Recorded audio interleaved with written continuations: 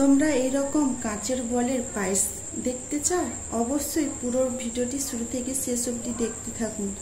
হয় মা, কাঁচের বলের পায়েস, এ কি বলে?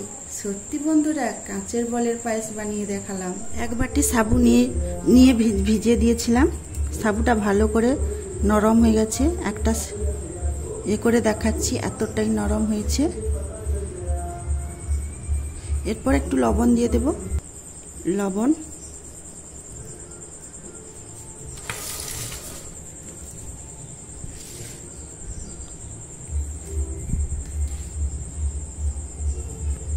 ভালো করে মাখিয়ে নেব।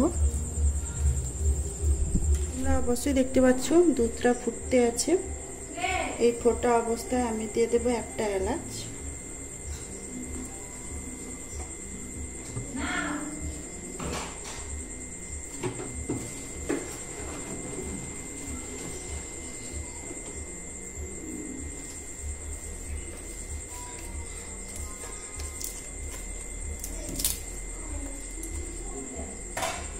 আর একটা দিয়ে দেবো তেজপাতা।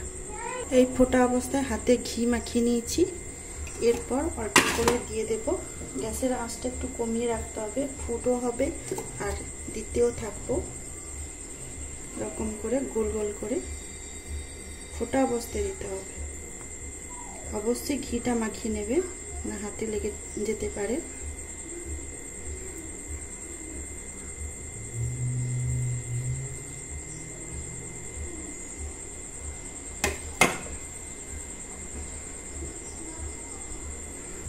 তোমরা দেখতেই পাচ্ছ কি রকম ফুলে উঠেছে। দেখুন বন্ধুরা, এটা এখন ফুটতে দিতে হবে। তারপর দিয়ে দেব স্বাদ মতো চিনি। চিনিটা তোমাদের মিষ্টি যেরকম পছন্দ সেরকমই দিতে পারো। আমাদের বাড়িতে সবাই কম মিষ্টি খায়, তাই আমি কম মিষ্টি দিচ্ছি।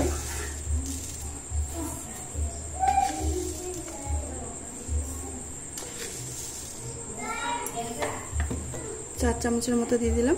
স্বাদ মতো লবণ দিয়ে দিবে। তারপর দিয়ে দিবে একটু কাজু বাদাম।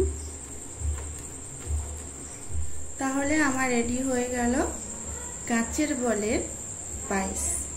তোমরা পুরো ভিডিওটি শুরু থেকে শেষ অবধি দেখার জন্য অনেক অনেক ধন্যবাদ।